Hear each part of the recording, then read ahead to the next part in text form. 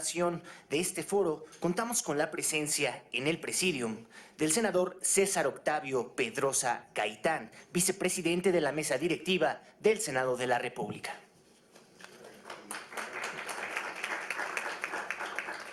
Asimismo, contamos con la presencia del senador Francisco Salvador López Brito, presidente de la Comisión de Salud del Senado de la República. Contamos con la presencia de la senadora Silvia Leticia Martínez Elizondo, quien preside este importante foro.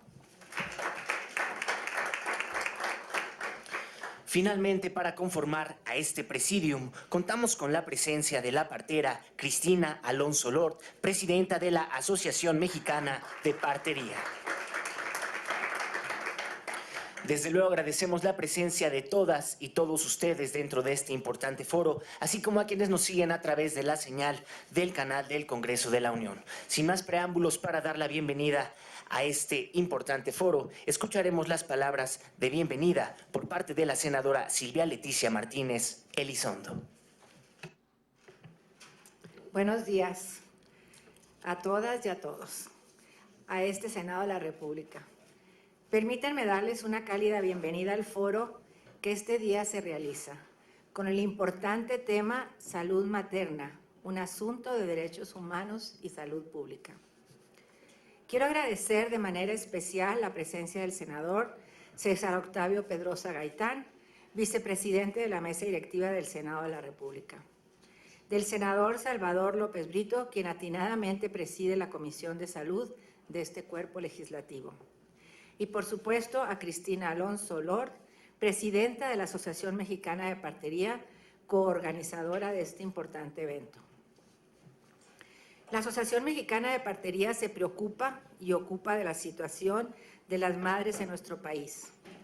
Y al darme cuenta de todo lo que en ellas implica, se tomó la decisión de analizar y atajar de diferentes maneras este tema.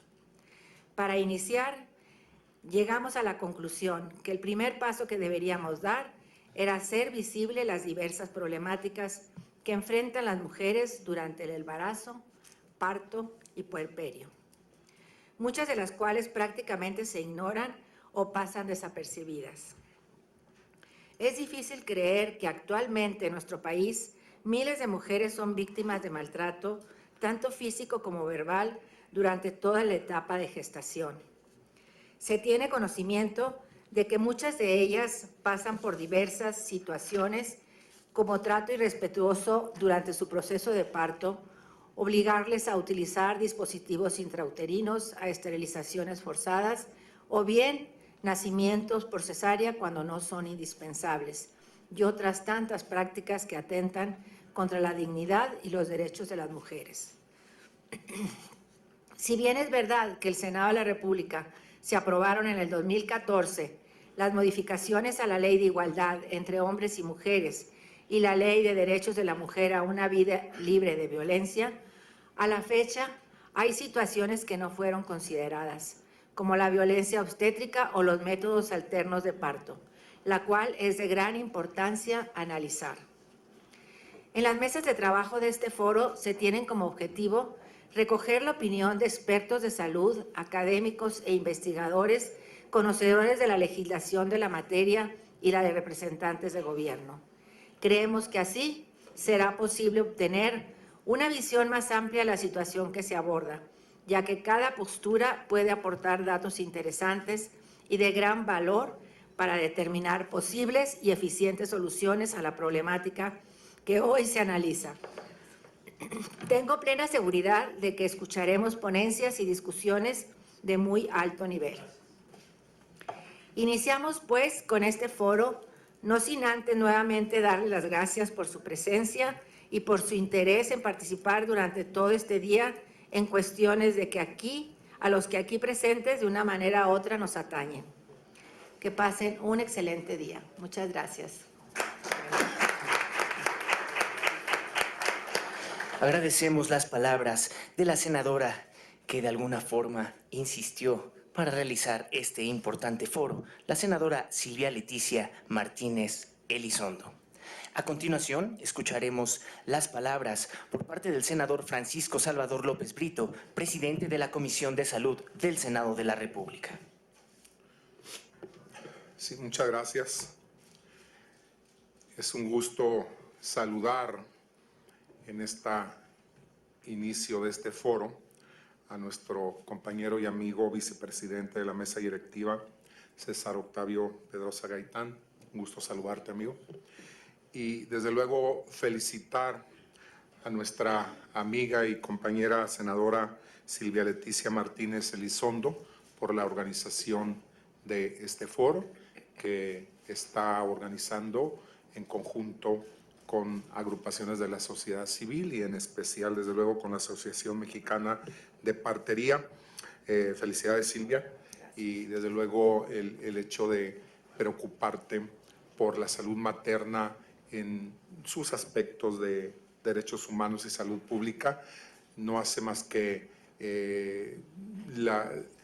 tu interés legítimo, estoy seguro, como madre de familia, como una persona que viviste estos momentos obstétricos y desde luego también como representante popular del estado de Chihuahua, senadora por Chihuahua que eres. Muchas felicidades. A la partera, Cristina Alonso, presidenta de la Asociación Mexicana de Partería, un gusto saludarla. Le comentaba hace un momento, somos colegas, yo soy ginecobstetra de profesión y pues me ha tocado vivir intensamente el momento tan importante que es todo el embarazo en su plenitud y el momento desde luego decisivo que es el parto para el binomio madre e hijo. Sean todos ustedes bienvenidos en nombre de la Comisión de Salud del Senado de la República. Les doy pues la más cordial y afectuosa bienvenida a su casa, que es el Senado de la República, y que abre sus puertas día a día para tener un contacto muy abierto y muy estrecho con todos los ciudadanos mexicanos. Voy a hablar brevemente del tema y pues desde luego comentar con ustedes que cuando escuchamos acerca de eventos desafortunados como la tortura, tenemos muy en claro que los derechos humanos de la persona que sufre este flagelo ha sido violentado. Sin embargo, cuando se trata de situaciones relacionadas con lo que es el momento del parto, es decir, con problemas de violencia obstétrica, pues no se le asocia a temas relacionados con derechos humanos.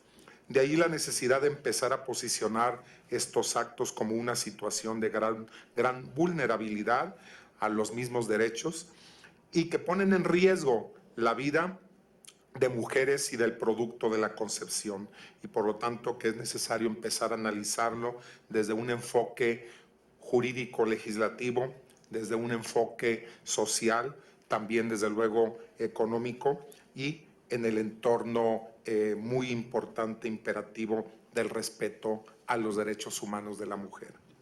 Debido al gran desconocimiento que se tiene de las garantías de las personas, es que muchas veces son transgredidas.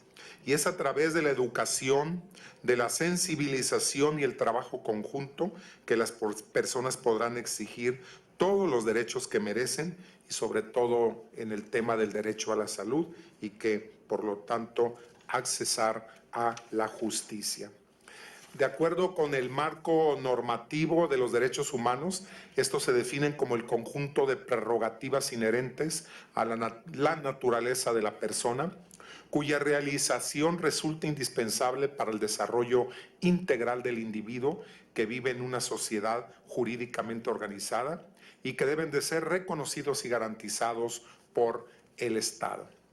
En nuestro país, lamentablemente, ya no son extraños o aislados los casos en los que escuchamos que mujeres embarazadas no tuvieron el acceso a los centros de salud y, por lo tanto, tienen a sus hijos en las salas de espera o incluso afuera de los hospitales, llegando incluso a provocar lamentablemente la muerte de la madre o incluso también del recién nacido. De esta manera es precisamente que los grupos más vulnerables en el país, es decir, los que se encuentran en situaciones de pobreza, las mujeres indígenas, los habitantes de zonas rurales o incluso menores de edad, mujeres menores de edad, quienes son víctimas de estos agravios. A nivel mundial, mueren lamentablemente 15.500 mujeres por causas relacionadas por año, por causas relacionadas con el embarazo y el parto, lo que equivale a una tasa de más de 1.400 muertes maternas diarias y un poco más de una muerte por minuto. De estas muertes, solamente cerca de 2.800 tienen lugar en los países más desarrollados, y fíjense la cifra, 512.000, es decir, más del 90% restantes, ocurren en los países menos desarrollados como el nuestro. De acuerdo a la Organización Mundial de la Salud, la proporción de mortalidad materna global es de 400 por cada 100.000 nacidos vivos. Y en México, en 1990, teníamos estas cifras ubicadas en 90 por 100.000 nacidos vivos. Al año del 2015, la cifra más reciente que tenemos es que, una buena noticia es que ha sido abatida estas cifras de mortalidad, y ahorita en nuestro país tenemos unas cifras de 38 muertes maternas por 100.000 nacidos vivos. Estamos con este avance que tenemos. ¿Debemos de estar satisfechos? Desde luego que no. La meta que la Organización Mundial de la Salud propone para el milenio es llegar a 40 muertes por 100.000 nacidos vivos, como una meta a seguir. Sin embargo, en México, qué bueno que ya alcanzamos, ya superamos esta meta. Estamos, como les decía, en 38 muertes maternas por 100.000 nacidos vivos, pero desde luego esto no debe ser ningún motivo de satisfacción. No debemos de bajar la guardia, y el trabajo en materia de salud materna debemos estar más o menos conscientes de que superamos estos retos que tenemos cuando logremos llegar a la meta de 0 muertes prevenibles maternas en México. Esta es la meta que realmente debemos de llegar, y no pues la meta que nos proponen para el milenio. Entonces el trabajo pues es muy importante, los retos que tenemos también. Una de las principales causas de mortalidad de las mujeres se debe a la falta de cuidado médico durante el embarazo, el parto y el posparto. Se estima que por lo menos un 35% de las mujeres en países subdesarrollados no reciben los cuidados prenatales. En algunos países el porcentaje de cobertura prenatal es solo del 26%. El parto en un 45% de los casos se realiza sin contar con personal debidamente entrenado, y en un 70% no recibe atención posparto. En cambio, el cuidado materno infantil, más o menos en esto sí ha habido un buen avance en el mundo desarrollado. De acuerdo a diversas investigaciones, sabemos que la cobertura de atención del parto en unidades médicas es cercana al 94% a nivel nacional, pero en entidades federativas como Chiapas estamos alrededor de un 60%, en Nayarit de un 87%, en Guerrero de un 91%, en Durango 92%, en Oaxaca 92%, en Puebla 93%. Es decir, todavía las entidades federativas del país tienen coberturas de atención de parto que son menores al promedio nacional. La mortalidad materna se define como la muerte de una mujer durante el embarazo o en los 42 días de posparto, debido a causas directas o indirectamente asociadas con el embarazo. La muerte materna es una violación a los derechos humanos, así la debemos de ver, de las mujeres, porque es evitable en la gran mayoría de los casos. Es decir, son lamentables muertes innecesarias, por lo que al ocurrir se violenta el derecho a la vida de las mujeres, a tener acceso a la salud y a mejores condiciones de vida. Reconozco y debemos de reconocer como legisladores que aún tenemos mucho trabajo pendiente en materia jurídica, pues es necesario adecuar las leyes vigentes para garantizar, primero, una maternidad saludable, elegida y segura, que incorporen la identificación del riesgo obstétrico con la atención de la emergencia obstétrica. Segundo, que el acceso universal a los servicios de salud sexual y reproductiva esté plenamente cubierto. Tercero, que existan intervenciones, monitoreo y registro de indicadores de productividad y calidad en salud materna. Cuarto, la incorporación de la perspectiva de la salud pública, de la medicina preventiva y del manejo integral de la salud familiar. Sexto, redefinir el papel del primer nivel de atención en la salud materna y neonatal, incorporándolas en las redes de atención obstétrica institucionales y comunitarias. Séptimo, profesionalizar las actividades de los trabajadores de la salud del primer nivel de atención en el ámbito de la salud reproductiva en general y de la atención obstétrica básica en particular. Aquí hago un paréntesis para felicitar a todas las enfermeras que salían con un nivel pues técnico, no de licenciatura, y que se les ha abierto las posibilidades para que se superen, y ahorita ya tenemos a nuestras enfermeras ya con el grado de licenciatura, es decir, se ha profesionalizado la atención en la salud desde el punto de vista de enfermería, y que la atención obstétrica es ya también una especialidad de nuestras amigas, compañeras enfermeras como parte de los trabajadores de la salud.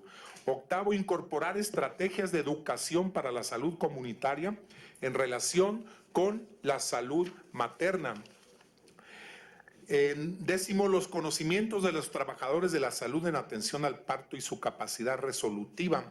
Aquí yo agrego una onceava que no consideré, y que es precisamente la prevención del embarazo en las adolescentes, un tema complicadísimo que tenemos en nuestra nación, precisamente donde forma parte de la falta de educación en la salud de nuestras niñas y de nuestros niños, y por ende de toda la familia. Necesitamos cerrar filas para evitar esos embarazos no deseados en nuestras adolescentes, porque sabemos a dónde van las consecuencias que esto lleva y motiva como parte importantísima de los retos que tenemos en materia de salud en México. De esta manera es que por medio de la articulación entre el enfoque de los derechos humanos y la muerte materna como una violación fundamental a los derechos básicos de las mujeres, que se logrará concientizar a la población de la importancia que tiene el constante monitoreo de la salud de la mujer durante la etapa de la gestación para evitar estas lamentables y prevenibles muertes que, como mencioné anteriormente, deben de ser consideradas innecesarias. Para concluir, reconozco que el mayor reto que se tiene actualmente es generar trabajo coordinado con las distintas instituciones, organizaciones, especialistas, todo el personal de la salud, para que se respeten los derechos humanos y que dentro de ellos se considere la muerte materna. De esta manera, no solo es necesario garantizar la atención universal del parto por un profesional de la salud y en un lugar adecuado, sino que ésta debe proporcionar también personal calificado de acuerdo con el nivel de atención y con un sistema de redes de atención funcionales, además de fortalecer la calidad de la atención obstétrica y los programas de planificación familiar e implementar políticas innovadoras de salud con acciones intersectoriales en un marco de derechos humanos que disminuyan la enorme inequidad social y sobre todo garantizar que los recursos destinados para este fin se utilicen de manera eficiente. Un breve comentario sobre violencia obstétrica. Muchas veces se tiende a criminalizar lamentablemente algunas acciones del personal de la salud con problemas de violencia obstétrica, cuando muchas veces la enfermera en el medio rural, el médico en el medio rural, o incluso muchas veces aún en clínicas, cuando el personal de la salud que atiende precisamente el evento obstétrico no cuenta con la suficiente equipamiento, estructura, infraestructura, medicamentos, material de curación necesario para atender el evento obstétrico, y este se complica, También yo como médico no puedo estar aceptando que se criminalice el personal de la salud de todo México ante problemas a veces que no se cuenta con el equipamiento necesario.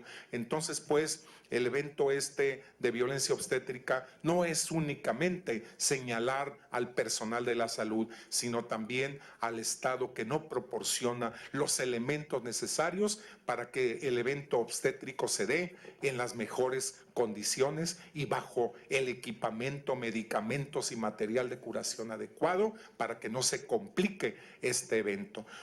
Nuevamente felicitar a los organizadores de este foro y que sea todo un éxito. Muchas gracias por su atención. Desde luego que agradecemos todas y cada una de las palabras por parte del presidente de la Comisión de Salud del Senado de la República, el senador Francisco Salvador López Brito. A continuación tiene el uso de la palabra la partera Cristina Alonso Lord, presidenta de la Asociación Mexicana de Partería. Muy buenos días, muchas gracias. Senadora Silvia, gracias por todo el trabajo que tu equipo y tú han dedicado a preparar este evento. Ha sido un placer trabajar juntas. Senadores, gracias por estar aquí, por su sensibilidad con este tema. Y a todas las personas que han viajado, que se despertaron pronto, veo caras de Chiapas, de Morelos. Gracias a todas las personas que están aquí, porque significa que nos importa este tema, que estamos aquí porque es nuestra vida, es nuestra dedicación. Y tenemos muy claro que juntos tenemos la misma visión, que va mucho más allá de sobrevivir el parto. Tiene que ver con una visión de que las mujeres y los bebés en México se merecen un recibimiento amoroso, digno, basado en la evidencia y basado en la excelencia, porque ningún mexicano se merece nada menos. Yo represento a la Asociación Mexicana de Partería. Mi tarea es proteger una profesión que está en riesgo, que ha sido efectivamente eliminada del sistema de salud como tal. Y ahora mismo estamos en un trabajo nacional de distintos entes para volver a integrar la partería al sistema de salud. Es muy claro internacionalmente que la partería es una solución de muchas dentro del rompecabezas de cómo asegurar que los bebés y las madres tengan los mejores partos y la mejor salud sexual y reproductiva. La partería ha demostrado poder no solo salvar vidas, sino asegurar la protección del parto fisiológico, un tema que no se está hablando. En México tenemos una tasa global de cesáreas del 46%. La OMS señala que no hay justificación para una tasa de cesárea mayor al 15%. Esto significa que hay muchas mujeres que están teniendo cirugía abdominal mayor sin razón. También significa que hay muchos bebés, casi la mitad de los mexicanos, nacen sin haber pasado por todo el ecosistema biológico, emocional y físico que ocurre en un parto vaginal. Esto va a crear una crisis de salud dentro de 10, 20 o tal vez mañana, porque ya sabemos que los índices de diabetes y obesidad están demasiado altos para la calidad de nutrición que podría tener nuestro país. Si estamos aquí es porque el cambio ya está ocurriendo. Yo lo sé porque soy partera. Y soy partera porque muchas mujeres han pedido mis servicios y porque he formado parteras y porque muchas parteras se han unido a la Asociación Mexicana de Partería, donde ahora mismo más de 450 parteras estamos trabajando para proteger nuestra profesión, desde el primer nivel, desde las parteras tradicionales que llegaron aquí antes que nadie y aseguraron que México es lo que es, gracias, a las parteras autónomas que trabajan fuera del sistema y que están preguntando ¿y dónde estoy yo? ¿Y dónde quedo? A las parteras técnicas que se gradúan de las 2 escuelas que existen en nuestro país. No podemos tener un sistema de salud que tenga parteras al servicio de los 3 millones de partos que ocurren con solo 2 escuelas de partería en el país. y a las enfermeras obstétricas y perinatales que se han mantenido insistentes en mantener la normalidad del parto fisiológico dentro de la institución y que están abriendo, cambiando y asegurando que las mujeres que llegan al hospital sean recibidas por manos de amor, manos de excelencia y manos de profesionalidad. Todo esto es la partería mexicana. Y la partería mexicana necesita del Senado, necesita de todas ustedes, necesita de los ginecobstetras, de los pediatras, de los anestesiólogos, de la Secretaría de Educación Pública y del interés público. Porque si no recibimos a los mexicanos con amor, entonces esto no será México. Muchas gracias.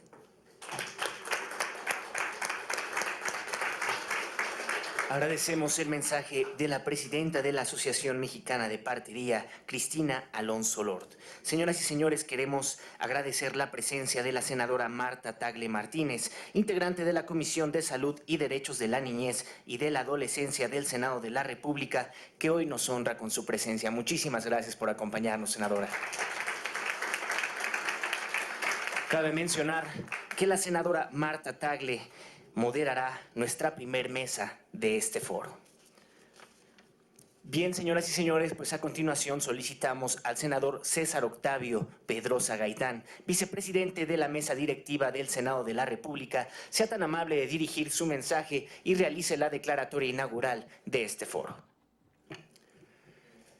Muchas gracias, muy buenos días tengan todas y todos ustedes. Bienvenidos al Senado de la República, espacio de encuentro, espacio en donde debemos de darnos a la tarea de escuchar todas las voces y todas las inquietudes en los distintos temas de interés nacional.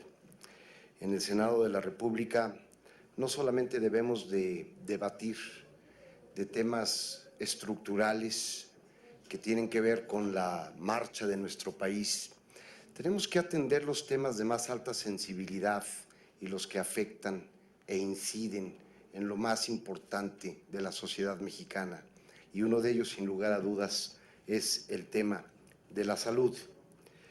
Saludo con mucho respeto y con gran cariño y admiración a mi compañera senadora Silvia Martínez Elizondo, promotora y anfitriona de este Foro Salud Materna, un asunto de derechos humanos y salud pública.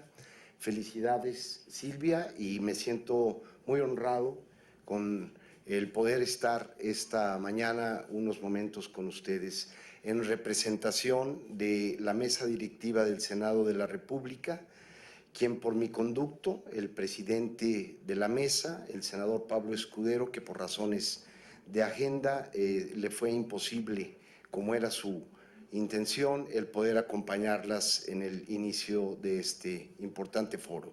Pero reciban de parte del senador Escudero y de toda la mesa directiva la más cordial de las bienvenidas al Senado de la República. De la misma forma y también con gran aprecio y reconocimiento, saludo al senador Salvador Francisco López Brito, amigo entrañable, compañero, promotor de las mejores causas de la salud en el Senado de la República, ejemplo de tesón y de perseverancia. El senador López Brito, un día sí y otro también, está proponiendo y presentando cada día iniciativas, propuestas, proyectos para mejorar las políticas públicas en nuestro país que tienen que ver con la salud. Salvador, mi reconocimiento permanente. Agradezco la presencia de la senadora Marta Tagle, también gran compañera senadora, impulsora de las mejores causas en todos los diversos tópicos y temas que tienen que ver con la marcha de nuestro país. A Marta le queremos y le tenemos un reconocimiento muy especial, todos los senadores de la República. De la licenciada Cristina Alonso, ya la estoy haciendo senadora, ¿por qué no tal vez algún día? Yo quiero recoger algunas de las ideas que usted expresó y déjeme decirle, y lo digo con mucha claridad y honestidad, que me emocionó la pasión y la vehemencia con la que usted hizo su intervención. A ningún mexicano se le debe nada menos. No podemos entender la buena marcha de nuestro país si no somos plenamente conscientes que ningún mexicano puede carecer de lo más indispensable. Mientras haya quien carezca de lo indispensable, nadie tiene derecho a poseer lo superfluo. Y esto es uno de los grandes dilemas en nuestro país, la gran asimetría que existe en las políticas públicas, en las acciones de gobierno, en donde hoy todavía lamentablemente somos testigos de un México con una realidad y un México muy distinto, que carece y que adolece todavía de lo fundamental. Por eso es un tema de derechos humanos, uno de los principales, tal vez yo diría la piedra angular de los derechos humanos después del derecho a la vida, es el derecho a la salud. Y debemos de partir de reconocer que en nuestro país no hemos hecho lo suficiente para poder garantizarle a todos los mexicanos condiciones de equidad en el acceso a la salud. Y ese es uno de los grandes retos que quienes tenemos una responsabilidad pública debemos de asumir a cabalidad.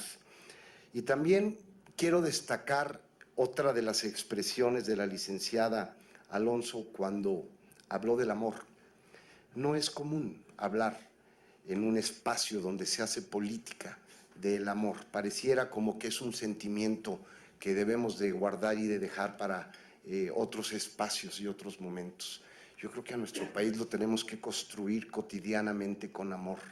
Y qué mayor expresión de este sentimiento que en el momento justo en donde los mexicanos nos encontramos con la vida. Déjenme platicarles que yo llegué a este mundo a las manos de una partera, doña Mariquita Páramo, que hace muchos años murió y orgullosamente en la familia era pues casi parte de la misma. Ella nos trajo al mundo a 6 hermanos que fuimos y nos sentimos profundamente orgullosos de la sencillez, del cariño, de la entrega, del amor con la que doña Mariquita pues contribuyó a que hoy estemos aquí con ustedes. Es para el Senado de la República motivo de gran orgullo el poder abrir este espacio y por eso destaco la iniciativa de Silvia para generar este foro en el Senado de la República. Y también me emociona ver entrar a tantas personas que pues parece que van llegando y creo que se desplazaron desde lugares distantes con gran esfuerzo, haciendo seguramente un sacrificio. Esto habla del interés, esto habla de la pasión con la que ustedes asumen esta responsabilidad tan loable. Y también veo muchas enfermeras y enfermeros. Y déjenme también destacar que para mí la labor de la enfermería, más que una profesión, la consideraría yo un apostolado. Es la máxima expresión de la entrega profesional y se traslapa con el sentimiento del que hablábamos hace un momento. El amor con el que ustedes, la pasión con la que ustedes desarrollan su actividad es digna de encomio, de destacar, de potenciar desde nuestra función como servidores públicos. Y yo terminaría esta intervención subrayando que para el Senado de la República las causas fundamentales de nuestro país comienzan justamente con eventos como este, con actividades como la que hoy testimoniamos, temas de la salud, que no tendrían sentido ser discutidas en el Senado de la República si no desembocan en la construcción de políticas públicas que traigan verdaderamente beneficio a los ciudadanos, a todos los mexicanos. De nada sirve horas de largos debates y de discusiones bizantinas si no se traduce a acciones concretas que tengan que ver con una mejor política pública para que todos los mexicanos puedan acceder a mejores condiciones de salud. Pero las políticas públicas tampoco tendrían razón de ser si no vienen acompañadas con una labor integral de todos los actores de la vida pública que desemboquen en los presupuestos para la capacitación, para la formación, para la consolidación de esas políticas públicas traducidas en beneficio de los ciudadanos.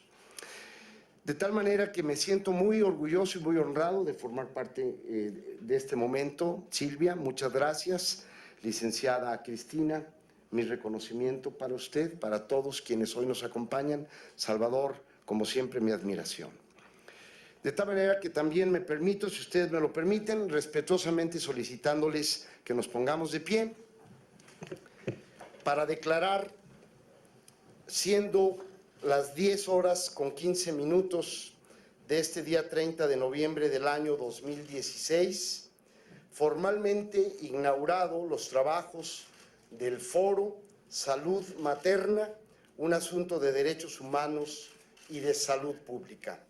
Enhorabuena a los organizadores y más todavía mi congratulación y felicidades a todos los participantes. No les deseo, les auguro el mayor de los éxitos. Felicidades.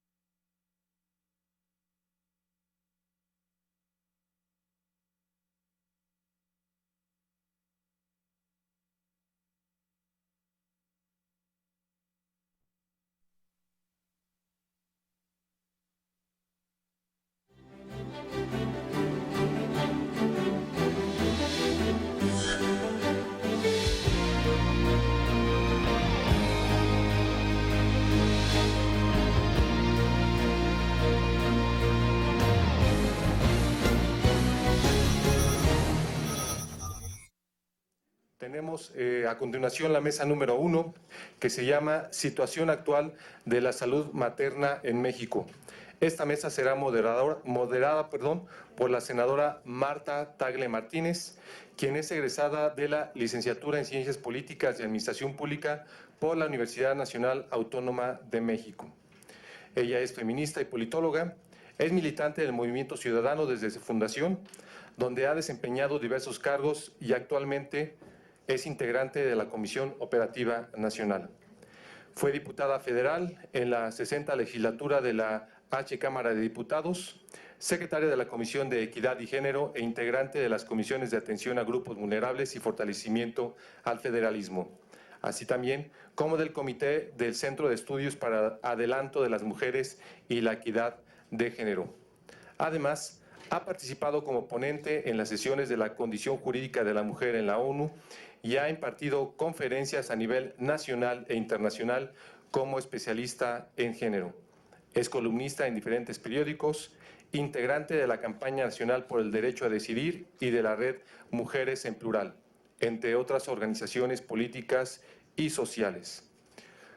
Cabe señalar también que fue una de las impulsoras de la sentencia del Tribunal Electoral Poder Judicial de la Federación para el cumplimiento de la cuota de género en las elecciones del año 2012 y ha acompañado y dado seguimiento a los procesos para el cumplimiento de la paridad a nivel horizontal y vertical durante las elecciones del 2014 y 2015.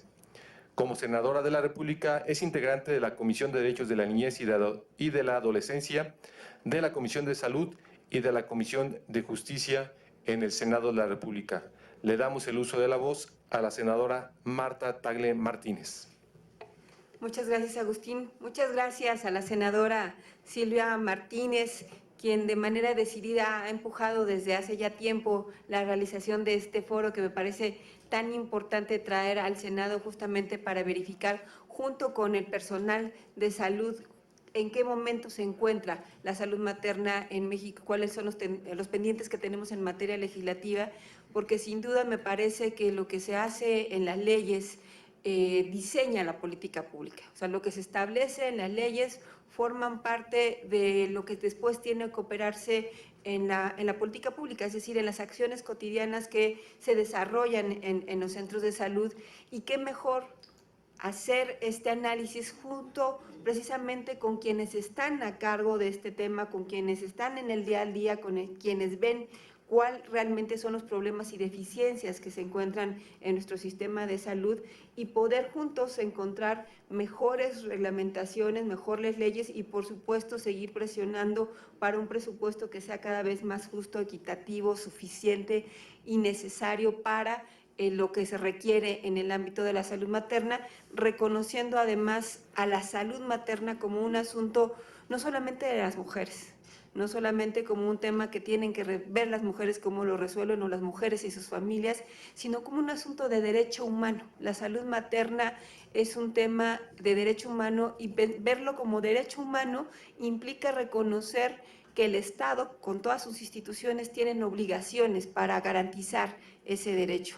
El Estado es lo mismo el gobierno, los legisladores, el Poder Judicial, tienen en todos los diferentes niveles de gobierno la obligación de garantizar este derecho y es muy importante esta mesa que hoy, este foro que se está instalando y agradecer la oportunidad además de poder moderar esta primer mesa que se llama Situación Actual de la Salud Materna en México. Y en esta mesa vamos a tener 3 participaciones, oportunidades y retos del modelo de atención de salud materna a cargo de la doctora Hilda Reyes Zapata, la cesárea en México, evidencias para mejorar la calidad de la atención del parto a cargo de Leticia Suárez del Instituto Nacional de Salud Pública y la evidencia de las guías de la práctica clínica en México y cómo se aplican en nuestro país a cargo del doctor Cristian Byron Mera Hernández. Y bueno, vamos a dar paso a esta primer mesa, si están de acuerdo, una primera intervención de 15 minutos para después dar posibilidades, vamos viendo los tiempos, alguna siguiente ronda y sobre todo me parece muy importante poder hacer rondas de preguntas para que pueda haber comunicación con quienes hoy están participando. Antes de ello, también quiero agradecer mucho a la otra organizadora de este evento, que es la Asociación Nacional de Parteras, ¿no? Yo me brincaba mucho que durante la inauguración decían a los organizadores y yo las veía, dije, no, sí son organizadoras, ambas son organizadoras, la senadora Silvia, la Asociación Nacional de Parteras, y también nos daban gracias a los asistentes y dije, la gran mayoría somos las asistentes, no me sentía yo incluida, perdón, pero yo soy muy latosa con el lenguaje incluyente y dije, no, son las organizadoras y las personas asistentes a este foro son en su mayoría mujeres. Bueno, en primer lugar, entonces, para esta mesa vamos a hablar de las oportunidades y retos del modelo de atención a la salud materna en México y para ello contamos con la presencia de la doctora Hilda Reyes Zapata. Ella es médica, cirujana y partera, pediatra, neonatóloga y maestra en salud pública. Ha trabajado por más de 35 años en la prestación de servicios de salud en instituciones públicas y privadas. Fue directora general adjunta de vinculación en el Consejo de Salubridad General. ¿Y qué? mi letra médica, perdón. Y certificación. Tuve bajo mi responsabilidad la certificación de Y tuvo bajo su responsabilidad la certificación de hospitales, y en el puesto en su puesto actual está desde hace 4 años. Ella es actualmente directora de Desarrollo Comunitario del Centro Nacional de Equidad de Género y Salud Reproductiva de la Secretaría de Salud. Doctora, tiene usted la palabra. Le agradezco mucho, senadora. No sé si se escuche. Gracias. La tecnología. Es un gusto estar acá. Agradezco mucho a las senadoras que hayan sido tan amables de organizar este foro y de tomarme en cuenta, al Centro Nacional de Equidad y Género para venir a platicar con ustedes sobre estos temas. A mí me toca dar una panorámica acerca de lo que es la salud materna y el reto más importante, que es contener la mortalidad materna, como un punto principal, pero sin duda que también es ir sensibilizando a la población para que pueda tenerse un respeto pleno a los derechos de las mujeres, a los derechos sexuales y reproductivos, y un respeto a los derechos de las poblaciones indígenas, que sin lugar a duda cobran un peso fundamental desde siempre, pero ahora están más a la vista, y es nuestra obligación estar atentos a esto para poder dar una pertinencia cultural, un servicio con pertinencia cultural que sea totalmente validado por las mismas personas que reciben los servicios. En la siguiente lámina, ustedes van a ver cómo ha evolucionado la mortalidad materna, y nos estamos refiriendo a la mortalidad materna desde hace más de 20 años, donde había sido un problema muy crítico para nuestro país. Hemos logrado, sobre todo en los últimos tiempos, abatir de manera importante la mortalidad materna, como la pueden ver ustedes en esta última lámina, donde tenemos ya un poco menos de 34.7 muertes por 100,000 mujeres, por 100,000 nacidos vivos. Esto es muy importante porque la realidad es que tenemos un sistema que registra de manera muy precisa la muerte materna.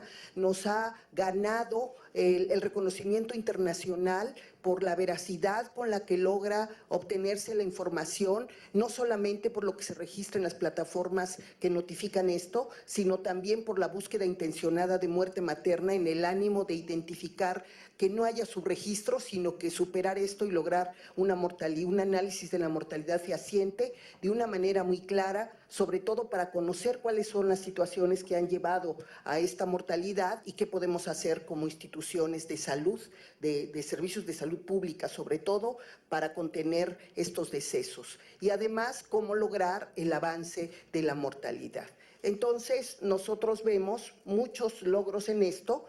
Sin embargo, también vemos, cuando analizamos la mortalidad, cómo las causas que se llaman indirectas están cobrando peso. Es decir, ya no nada más las situaciones que están generadas por el mismo embarazo, como puede ser la hemorragia, como puede ser la hipertensión del embarazo, como puede ser el aborto o las infecciones, sino ya también otras enfermedades que se agravan con el embarazo y que finalmente están cobrando vidas de las mujeres. Y esto, como ven ustedes en el cauce blanco, ha ido aumentando a través del tiempo. Estas son las causas directas, y aquí tenemos otras enfermedades que están ahí vinculadas de manera importante. Vean ustedes la relación a través del tiempo también de las distintas causas de mortalidad que se han registrado en el país. Con este azul ustedes van a ver las enfermedades, la mortalidad que se asoció a otras enfermedades. Por ejemplo, en el caso de la influenza, que tuvimos un pico muy importante aquí y que sigue todavía cobrando casos, muertes, vidas más bien, y que esto es una cosa que debemos atender, no solamente en función a esta condición, que hay manera de prevenirlo, sino a otras enfermedades que lo que obliga es estar atentos para poder identificar qué está pasando ahí y qué tenemos que hacer. Vean ustedes la hipertensión, que es este color naranja, y aunque va en decremento, todavía ocupa en muchas entidades federativas. Nuestro país es un mosaico, ustedes lo saben bien, y en este contexto es todavía una presencia importante de la enfermedad hipertensiva del embarazo. Aquí está el aborto, en fin, hay situaciones, la hemorragia es una cosa muy dolorosa, todavía hay entidades donde las mujeres mueren porque no hay una oportunidad de atender esa hemorragia, o ya sea porque está lejos de un hospital resolutivo, porque no hay un banco de sangre de manera cercana, o bien porque hay una falla en la calidad de la atención que finalmente cobra un deceso. Nosotros podemos ver aquí cómo hay distintas entidades federativas en donde se presenta de distinta manera la muerte materna. Y aquí ven ustedes picos tan importantes como en el Estado de México, la Ciudad de México, y podrían identificar en cada uno de estos cómo está la mortalidad materna en nuestras 32 entidades federativas, lo cual es algo muy importante. Nosotros analizamos la muerte materna no solamente por la ocurrencia, es decir, en qué entidad se da, sino también de qué lugar viene la mujer, dónde vivía, y se desplaza porque va a ver a un familiar, porque va a buscar una mejor atención quizá, porque va con su madre o con su marido y muere en otro lugar, no donde ella vive de manera cotidiana. Y esto es muy importante porque a veces recibe la atención en el lugar de residencia y va a morir a otra entidad federativa. Pero ambas cosas tenemos que analizar porque hay elementos que buscar, sobre todo si tenemos fallas en la prestación del servicio en estas entidades federativas. Y por supuesto que las mismas entidades que vemos de manera prioritaria que están generando muerte materna tienen esta situación. Vean ustedes cómo las instituciones, la muerte materna distribuida por instituciones, aquí están las instituciones, la Secretaría de Salud en primer lugar, pero vemos cómo de 14 a 2015 ha decrecido el número de muertes en la Secretaría de Salud en las distintas entidades federativas. El ISSSTE tiene un peso importante y por supuesto está IMSS Prospera, está el Seguro Social, régimen ordinario y en algunas otras instituciones. Por supuesto que también hay casos de decesos en la vía pública y en el hogar. Esto es algo muy importante porque tenemos que atender qué está pasando con estas mujeres que no van a buscar un servicio o que deciden ser atendidas en su casa y quizá allí alguna situación puede darse de manera crítica que esté generando estas condiciones. Por supuesto que la mortalidad materna tiene que ver mucho con las condiciones de vida. En los extremos de la vida empiezan las mujeres mayores o las mujeres muy jóvenes y donde más se da, por supuesto, es donde más tenemos población, que son en las mujeres que están entre los 24 a los 35 años de edad, que son estos picos. Sin embargo, vean en naranja en el 2015 cómo esto ha decrecido. Y en cuanto a la escolaridad, pues se asocia mucho más cuando hay una educación básica, conforme se tiene un mayor nivel de educación, va decreciendo la posibilidad o el riesgo de tener patologías.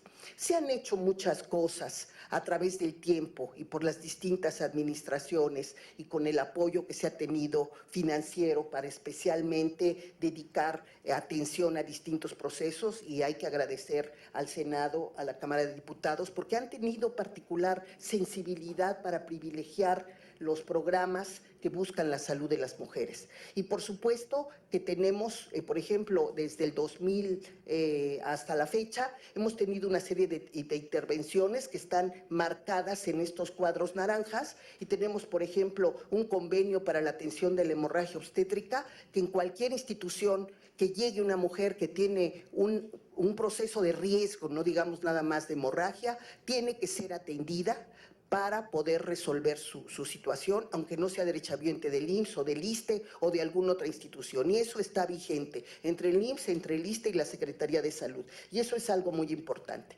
Hay un comité que se ha establecido, particularmente el de Arranque Parejo en la Vida, que desde el 2002 está presente, y lo que busca es analizar de manera particular las condiciones bajo las cuales se está dando la salud de la mujer y particularmente la muerte materna.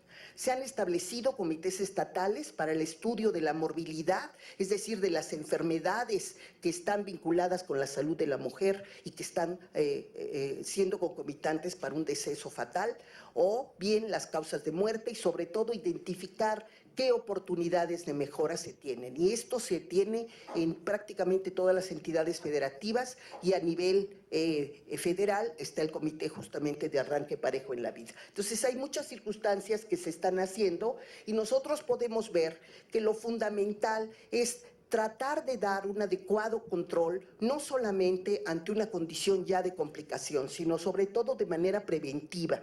Y en este sentido, lo fundamental es dar un cuidado a la mujer desde una etapa antes del embarazo, es decir, pregestacional y durante todo el continuo de la vida. Y en esta etapa pregestacional, lo fundamental es identificar qué patologías, qué enfermedades pudiera tener para que sean controladas antes de que decida la mujer embarazarse, buscar el momento más oportuno para que ella pueda ejercer su derecho a decidir y embarazarse en el momento idóneo y llegar con un control fundamental. Y aquí hay muchísimas situaciones que se están haciendo en este sentido y en las entidades federativas. En esta administración se ha enfatizado este proceso particularmente y ya se está dando capacitación en las entidades para que reconozcan las distintas metodologías que existen para hacer un buen diagnóstico en etapa pregestacional, para proveer planificación familiar efectiva cuando hay alguna complicación y debe de ser atendida. Y por supuesto la atención que se da durante el embarazo y durante el parto, que debe de ser lo más temprana posible en el embarazo para poder detectar riesgos oportunamente y poder controlarlos de manera efectiva. Y la atención del parto, que tiene que ser con los lineamientos que obligan y que están muy establecidos en nuestro país para todos estos procesos. Y para el neonato, por supuesto, la atención es fundamental, a una atención que le permite el acercamiento temprano con la madre, lo cual le da una enorme felicidad a la mujer y es un derecho, imagínense, las que hemos sido madres, pues lo hemos vivido, tanto tiempo de tener a alguien aquí, de repente tenerlo en los brazos, es una emoción que nos llena la vida y por supuesto lo que esto conlleva para el bebé, en este apego temprano, que la secreción de hormonas favorece no solamente la condición de la mujer, sino la misma condición del bebé, la lactancia materna temprana, etcétera. Y por supuesto la detección oportuna de malformaciones que pudieran ser de manera inmediata y tratadas de manera inmediata, de problemas del metabolismo, etcétera. Todo esto es fundamental para dar la atención. También nosotros hemos visto que se ha ampliado la cobertura y el Seguro Popular ha permitido ampliar esta cobertura. Sin embargo, es muy importante pensar que no solamente es la cantidad lo que interesa, sino también la calidad. Y creo que en eso se ha estado trabajando de manera muy intencionada en las 32 entidades federativas, con visitas que se hacen a cada una de las entidades de manera repetida en el año, lo cual permite dar este acompañamiento. Por supuesto, el convenio para la universalización de la atención de la emergencia obstétrica, que ya les mencionaba, y ahora más con la intención de poder dar un servicio universal a las mujeres durante la etapa del embarazo, parto y puerperio, que se está piloteando en algunas entidades federativas. También el tener ese enfoque de género que ha ido permeando poco a poco en las instituciones de salud, y las senadoras no me dejarán mentir, la senadora Tagle, que esto no es fácil, ¿no? De repente se dice fácil el enfoque de género, pero como retórica está muy vista, pero a la hora de operativizarlo, igual que el enfoque intercultural, hay que enfatizar mucho la capacitación, la sensibilización, para que esto sea un proceso que poco a poco lo vayan apropiando los prestadores de servicios de salud. Y estamos trabajando en esto para lograr avances.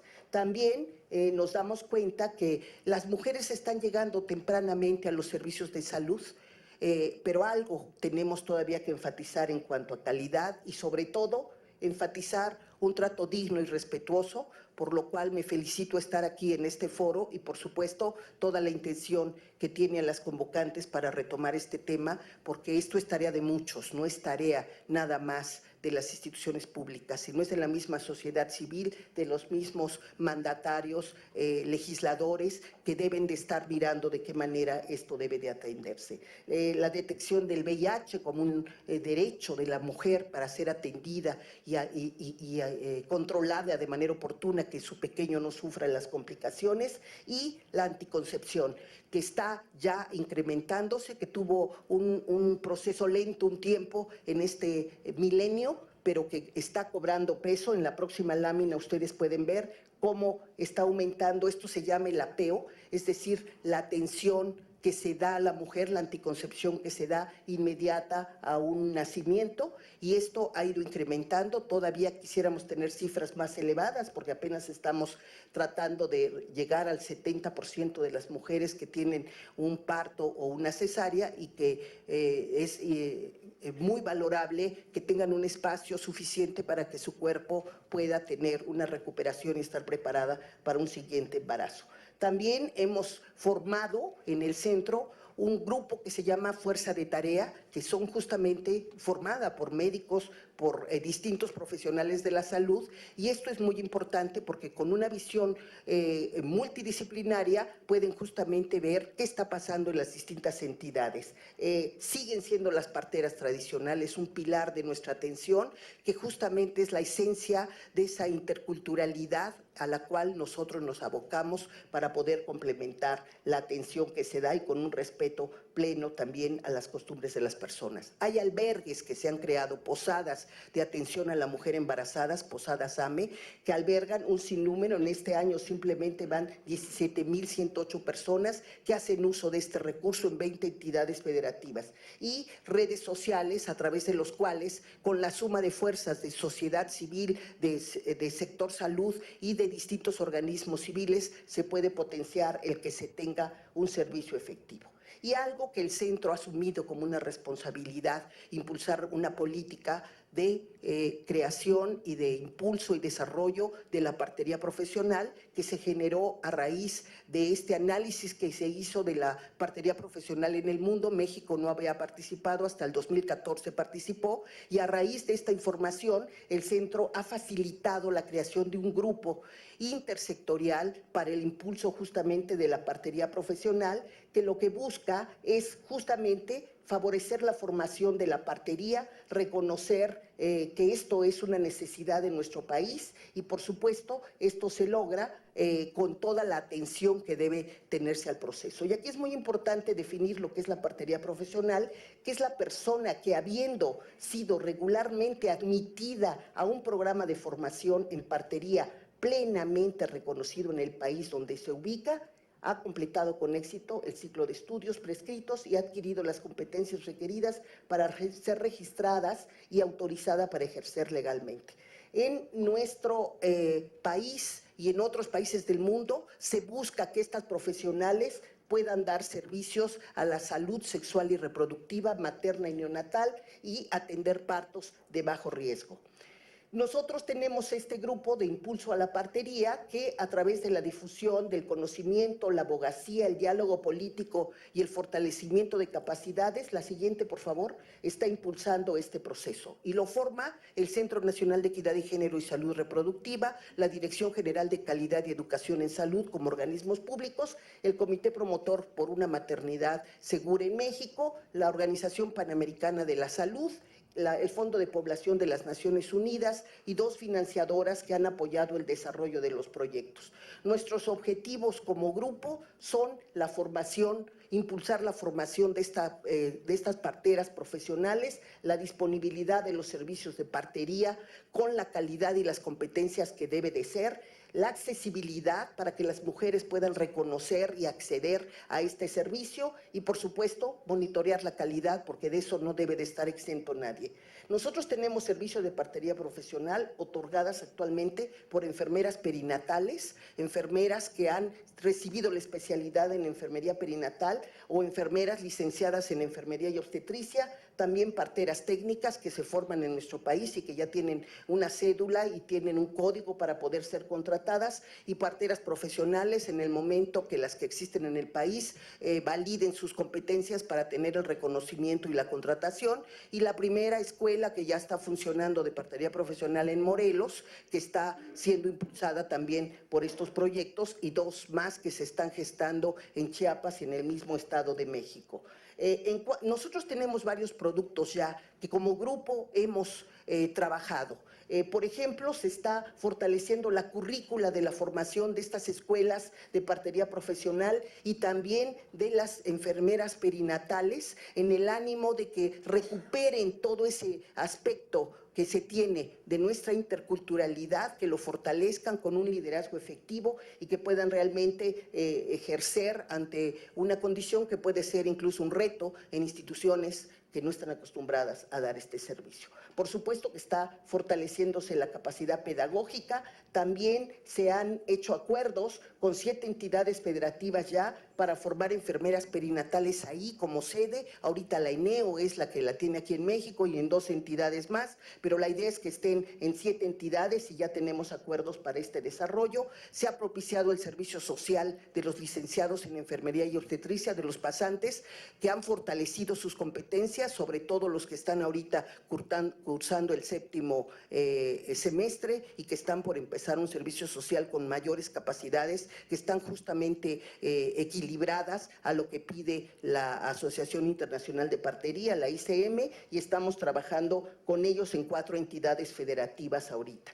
La disponibilidad se está analizando distintas cosas, no solo la normatividad que regula el servicio de partería en el país, se está fortaleciendo la norma 020 para la práctica de la enfermería obstétrica y perinatal en el sistema nacional para que participen y han participado diversas enfermeras de todo el país para discutir esta norma y pronto será puesta a consideración para las opiniones de todo el país. Y por supuesto los marcos normativos locales, la siguiente por favor, los marcos normativos importantes. Se está haciendo un estudio de costo-efectividad para una maternidad que está en el Estado de México, de Atlacomulco, atendida por enfermeras perinatales y leos, y con este análisis vamos a poder tener, está desde el año 2000, no han tenido ninguna muerte materna ni neonatal, han demostrado la efectividad, pero queremos un estudio formal que demuestre cuál es la eficiencia y la efectividad de esta prestación de servicios para demostrar que los servicios de partería profesional con personal calificado son mucho más baratos, mucho más efectivos y con pleno respeto a los derechos de las mujeres. Entonces, estamos trabajando en eso. También estamos trabajando con 10 entidades federativas que se han identificado ya que tienen desarrollos incipientes y el centro ha tomado la responsabilidad de impulsar en estas entidades este desarrollo. Y, por supuesto, la promoción de la partería en todas las entidades, trabajo con médicos, trabajo con personal de salud para batir las resistencias y recuperar las experiencias exitosas. Por ejemplo, en Tlaxcala, que se ha vuelto una entidad en la que en 15 municipios tienen centros de salud donde las enfermeras perinatales están dando el servicio apoyados por pasantes. Y esto es una cosa muy valiosa porque incluso acaban de crear una maternidad también con un reflejo de la maternidad de Atlacomulco y es una entidad que está siendo pionero en el desarrollo de estos servicios y que además se vinculan de manera fuerte con las parteras tradicionales. Y la calidad, que es una cosa importante que estamos monitorizando desde los registros, porque hay muchas enfermeras, ya hay personal que da el servicio, pero no se registra en los registros oficiales y no aparece cuántas enfermeras están dando el servicio o cuántas parteras técnicas. Ahora ya, con una revisión que hicimos con DEGIS, va a haber un registro puntual de todas estas profesionales que están dando servicio y con eso vamos a poder tener indicadores de calidad que también nos permitan medir los resultados de estos servicios. Y claro, tenemos que seguir capacitando porque esto es una cosa fundamental que debemos de atender. Ahorita tenemos 15 entidades federativas que tienen desarrollos variables de la partería profesional y con ellos estamos trabajando. La siguiente, para el perfil, ustedes vean, son muy pocos los profesionales que están en servicio público. Tenemos 274 personas con distinto perfil y sobre todo son licenciados en enfermería y obstetricia y licenciadas y enfermeras perinatales los que mayormente están dando el servicio en el país. Por supuesto están las parteras técnicas y otro tipo de enfermeras, la siguiente, que están trabajando en esto. Y nuestros retos, pues sin duda es favorecer de manera efectiva el pleno respeto a los derechos de las mujeres, a estos derechos humanos que con frecuencia suelen ser violentados durante la atención obstétrica, respetar la interculturalidad, la pertenencia cultural debe ser un requisito y tener servicios de alta calidad que sean la base para establecer redes de servicios efectivos, donde la partería profesional sea un enlace para los médicos, para las parteras tradicionales y todos los profesionales a los cuales deben de convocarse para dar atención a las mujeres. La atención la queremos centrar en el embarazo y en el parto de bajo riesgo, con una articulación con otros profesionales para poder atender y referir a las mujeres en situaciones críticas. Pues eso es lo que yo les quiero compartir y estoy a sus órdenes al final para cualquier pregunta que quieran hacer. Les comparto nuestra línea 01800 Materna, que es un servicio para orientar a las mujeres y para atender quejas. Gracias.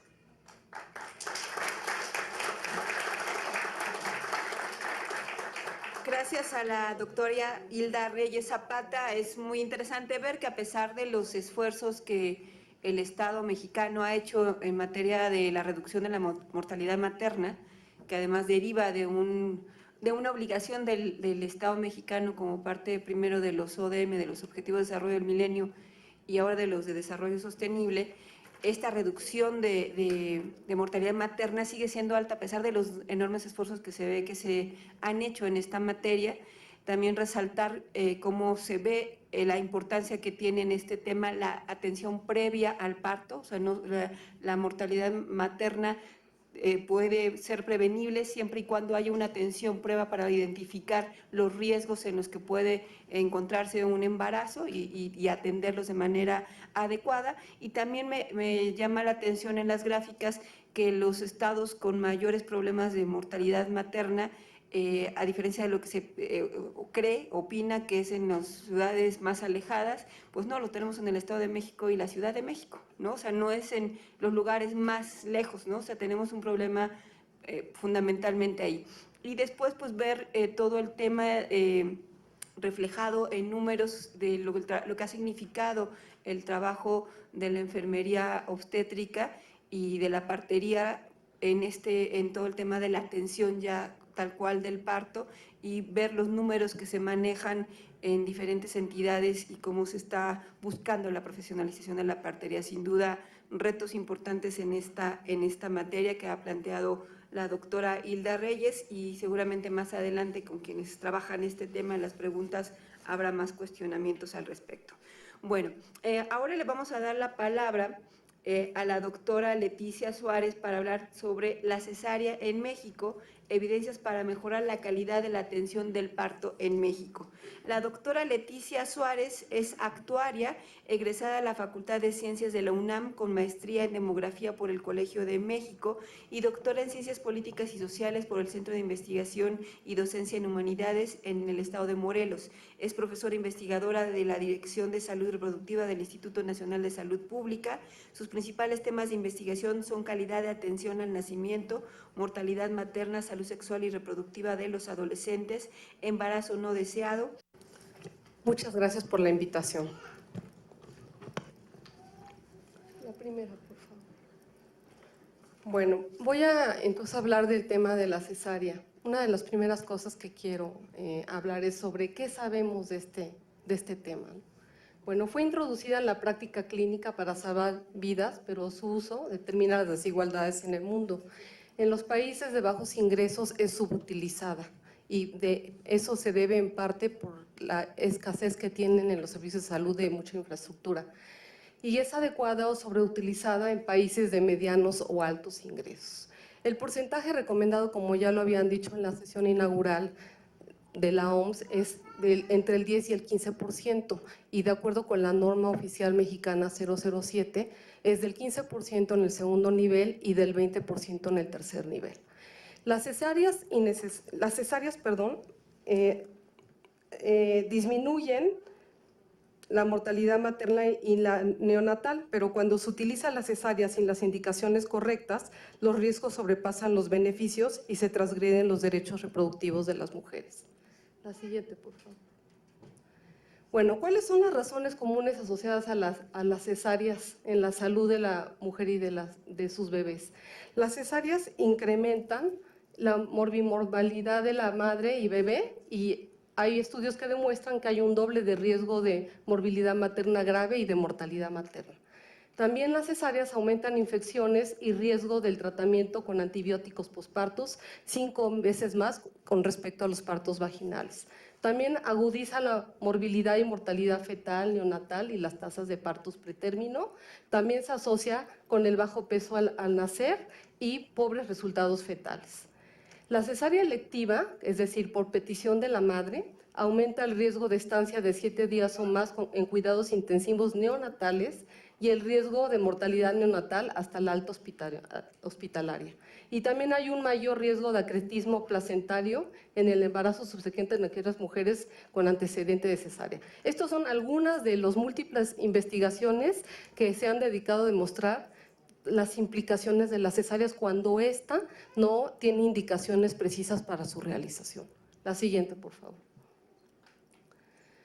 Bueno, ¿cuáles son las implicaciones de la cesárea en el sistema de salud? Bueno, pues hay un costo-ganancia de las cesáreas versus los partos vaginales. Entonces ahí les muestro un ejemplo de cuáles son los costos unitarios en el IMSS de una cesárea versus un parto vaginal de 18,000 contra 7,000 y de un hospital privado de gama alta en donde la cesárea cuesta 48,000 y un parto vaginal 38,000. Y ahí pueden ver la imagen que lo manejan como paquetes. Entonces, paquete cesárea, 2 noches, también hay paquete cesárea, 3 noches. En un hospital privado de gama baja, la cesárea varía entre 12,000 pesos y un parto vaginal de 8,500. Bueno, entonces, ¿cuáles son las implicaciones para el sistema de salud aparte del costo-ganancia?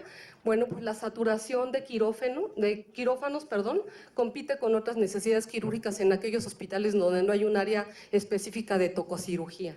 También las cesáreas innecesarias implican un gasto de recursos que potencialmente podrían dirigirse a otras necesidades clínicas y tienen implicaciones negativas para la equidad en la salud. Por otra parte, el costo de las cesáreas innecesarias es aproximadamente 5.4 veces más que el de las necesarias. La siguiente, por favor. La siguiente, por favor. ¿Cómo están los niveles de cesáreas en el mundo? Bueno, estos son los datos más recientes de una investigación que se acaba de publicar en este año, en donde se analizan las cesáreas en el mundo en 24 años, desde 1990 hasta el 2014. Entonces, bueno, pues aquí podemos apreciar en este mapa que México está con rojo, los lugares en donde se realiza la mayor tasa de cesáreas. La siguiente. En este trabajo también se muestran las tendencias por regiones y aquí podemos ver que América Latina ocupa el primer lugar, con una pendiente ascendente. Es de los principales motivos por el cual también se ha centrado el interés en América Latina al respecto a este problema. La siguiente, por favor.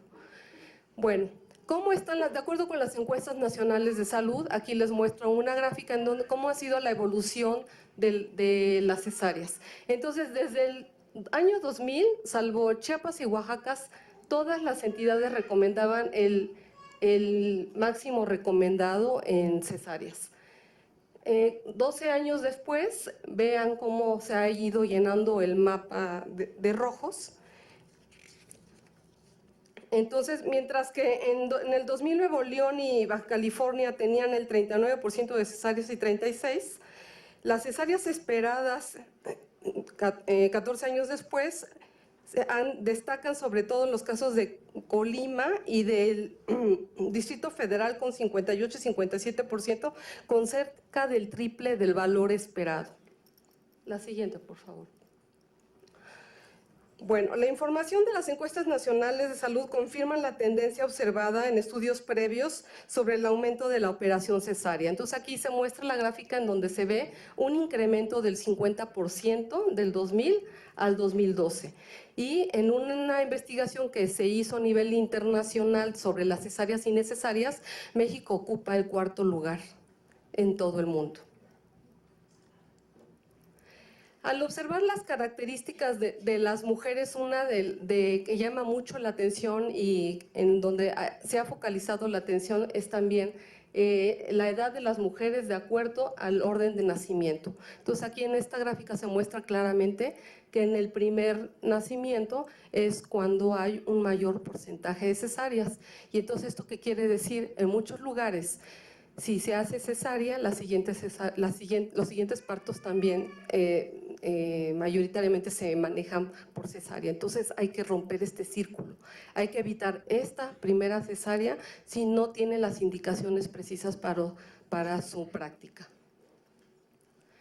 Bueno, si vemos los datos proporcionados por las usuarias de acuerdo con el sector público y privado, pues aquí claramente se muestran los incrementos que ha habido del 2000 al 2012, en donde las mayores cifras están en el sector privado con un 60% de aumento en 12 años, en tanto que el sector público fue del 34%, y esto se ve reflejado en la brecha que se ve en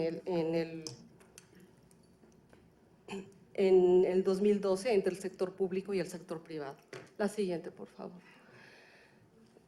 Por tipo de institución, bueno, aquí se muestra cómo se han practicado cesáreas en diferentes entidades diferentes instituciones de salud, y el incremento del IMSS fue el más bajo, que fue del 30%, y en el resto es más del 50%. En la Secretaría de Salud el incremento en 12 años ha sido del 51%, y en el ISSSTE del 59%. Del sector privado ya habíamos dicho que 60%. Entonces, este es un foco de atención, pero sin embargo no hay que dejar reconocer que el ISSSTE otorga la menor proporción de atención del total de partos. Entonces hay que enfocar la atención en las instituciones en donde más se concentra la atención de partos vaginales como cesáreas. La siguiente. Bueno, entonces se dan algunas recomendaciones de política pública, sobre todo en aquellos casos en donde no hay justificación absoluta para su realización. Sin dejar de reconocer que la cesárea es un problema multifactorial relacionado con las instituciones, las prácticas médicas y las características propias de las mujeres y sus entornos, una de las recomendaciones se basa en la formación y regulación de los recursos. Entonces, la primera que se dice es formación y capacitación del personal con base en competencias, con apego a la normatividad y con enfoque humanizado, en donde se haga especial alusión al uso del partograma para identificar partos prolongados o anormales. También se recomienda la integración de equipos multidisciplinarios para el manejo de parto fisiológico, que bueno, durante muchos años se ha demostrado que las parteras profesionales técnicas y las enfermeras obstetras han sido subutilizadas. Ya la doctora ya explicó cómo ahora se ha ido incorporando, pero no obstante sigue habiendo el reto de incorporarlas más y de trabajar en equipo, que no las hagan a un lado, sino que las integren a los equipos de trabajo. También restaurar la buena utilización de forceps y ventosa en aquellas emergencias obstétricas en donde ya hay una fase de expulsión, en donde sería pertinente el manejo exitoso de un parto instrumental en vez de una cesárea. De acuerdo con las recomendaciones de política pública para el diseño y organización institucional, revisar la estructura y organización de los espacios en las salas de labor. Sabemos que los servicios están saturados, sin embargo, se le debía de dar una vigilancia, un espacio especial diseñado para la vigilancia del desarrollo eficiente y satisfactorio del trabajo de parto. Protocolos estandarizados con doble diagnóstico y justificación clínica. El doble diagnóstico se debe de aplicar sobre todo en casos complejos y con diagnósticos inciertos. Y también nos debemos de focalizar en aquellas mujeres que se ha demostrado que tienen mayores riesgos de que se les practique la cesárea. Varias investigaciones han mostrado que después de que una mujer tenga cesárea puede tener un parto vaginal. Entonces no es forzoso que si tienen cesárea se tenga que repetir. También la promoción de parto vaginal aún después de una cesárea, una auditoría y listados con las tasas de cesárea por hospital y proveedor. Esto sería muy útil si se publicaran el porcentaje de cesáreas que se realizan en ciertos hospitales, que por supuesto en el sector público el 70%, el 80% de los partos se resuelven por esta vía. También la reutilización del ahorro hospitalario y público por cesáreas por el mismo hospital. Entonces, este ahorro se podría reutilizar para otras necesidades urgentes de salud, y también certificación y estímulo de hospitales amigos del parto vaginal. Así como hay hospitales amigos de la mujer y del niño, debería también haber hospitales en donde los porcentajes sean menores del 20%. La siguiente, por favor. También recomendaciones encaminadas al desarrollo de un mayor número de casas de salud, casas AME, como lo mencionó la doctora, con atención por personal calificado no médico, y la evaluación del modelo, como ya se está haciendo. También desarrollo de nuevos protocolos de investigación en donde se evalúe la evidencia científica de la eficacia de métodos no farmacológicos del manejo del dolor, que es la práctica común que utilizan las parteras profesionales técnicas y las enfermeras obstetras, y también la evaluación del impacto económico, que seguramente traería mucho ahorro en cuanto al uso de medicamentos si se utilizan estos métodos no farmacológicos. Con respecto a la población y a la comunidad, difusión en medios masivos de las ventajas del parto vaginal versus la cesárea innecesaria, educación prenatal en salas de espera, en las consultas clínicas y prácticas, aprovechando que en Progresa, antes oportunidades, tienen a las mujeres ahí en la sala de espera, se debería aprovechar para hablarles de las ventajas del parto vaginal. También difusión de los derechos de las mujeres para la atención del nacimiento, con enfoque de parto humanizado, en donde la atención va a estar centrada en la mujer y ella va a ser la que decida la manera en que quiere atender su parto, de quién quiere estar acompañada, y debe estar tratada con respeto y dignidad. Bueno, entonces, ¿cuál es la conclusión? La disminución decisiva de la cesárea innecesaria en todas las instituciones de México debe ser una acción prioritaria, ya que expone a las madres e hijos a una mayor morbilidad y mortalidad. Y la estrategia más importante debe ser dirigida a evitar la primera cesárea. Cuando hay un mayor número de cesáreas o de mortalidad materna por encima de los valores de referencia, se debe investigar si se da la atención obstétrica adecuada y establecer un sistema de seguimiento. Gracias.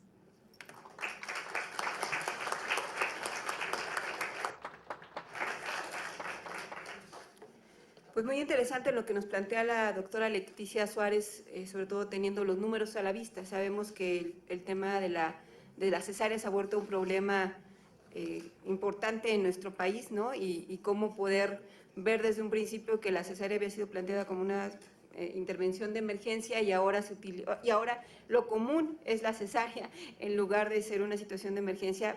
Y quizás no todas las personas tenemos claro los impactos que tienen en la salud, los riesgos que genera la propia cesárea, y muchas veces se vende como un asunto de mucho mayor facilidad para un parto, ¿no? Y me parece que incluso los hospitales privados, que ahí se muestra claramente cómo ha crecido en los hospitales privados, cómo los hospitales privados han promovido esto, porque al final de cuentas pues también los costos, se nota que esto representa un negocio, y por eso es que se está promoviendo de esta manera, y está violentando los derechos además de las mujeres a poder pues optar por un parto vía vaginal.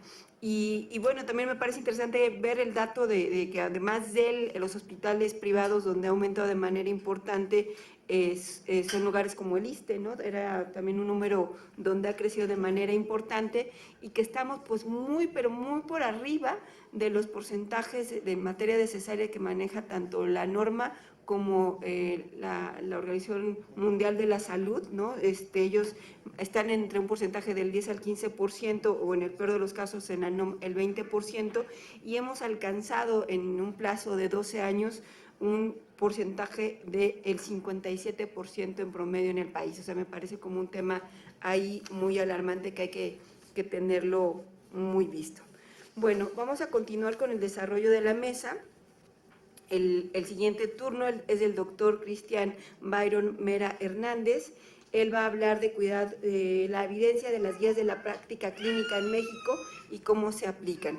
Él es médico de la Facultad de la Universidad de Anáhuac, Campus Norte, realizó la especialidad en ginecología y obstetricia en el Hospital Médica Sur Lomas, cuenta con diplomados en colposcopía del tracto genital femenino, diplomado en salud materna perinatal por el IPN, diplomado en alta gerencia hospitalaria por la UNAM, realizó la maestría en administración de hospitales de la Universidad La Salle, fue médico adscrito al Servicio de Ginecología y Obstetricia del Instituto de Salud del Estado de México por varios años, fue jefe del Servicio de Ginecología y Obstetricia del Hospital General de Ecatepec, Las Américas, del Instituto de Salud del Estado de México, fue profesor titular del Instituto Politécnico Nacional de la materia de Ginecología y Obstetricia, es director del Hospital Materno Infantil Vicente Guerrero Chimalhuacán, donde implementó un modelo de parto humanizado. Está certificado por el Consejo Mexicano de Ginecología y Obstetricia y actualmente dedicado a la atención del nacimiento humanizado a nivel particular en grupo médico proparto natural. Doctor, por favor, si tan amable. Gracias, senadora. Muy buenos días a todos ustedes.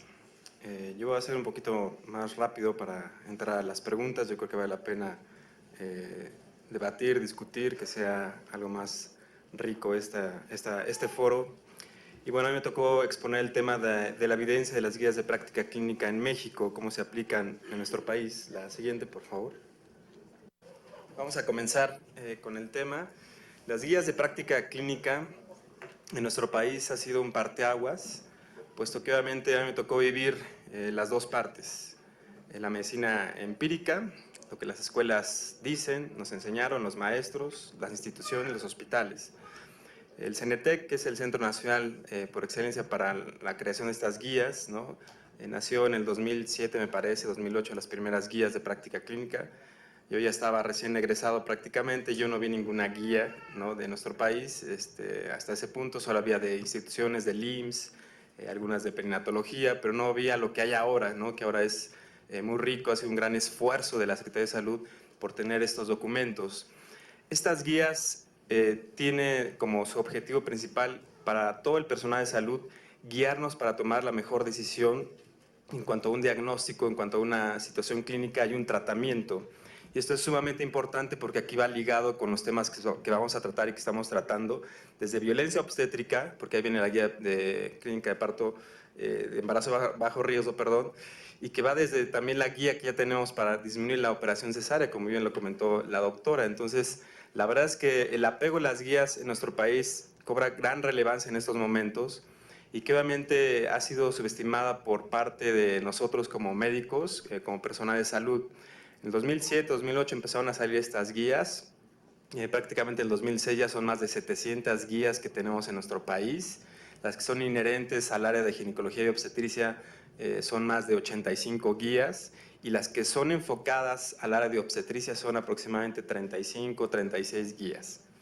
Al final de la ponencia yo les voy a mostrar obviamente un pequeño ahí recuento, ¿no?, de una muestra de un hospital privado y un hospital de gobierno, donde obviamente vemos las diferencias en ese sentido.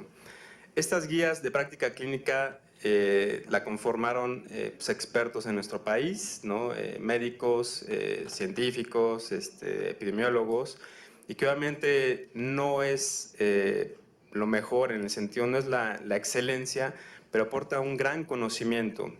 Una guía, como bien lo menciona, es una guía, no es toda la panacea, pero por supuesto que los resultados son basados en evidencia científica.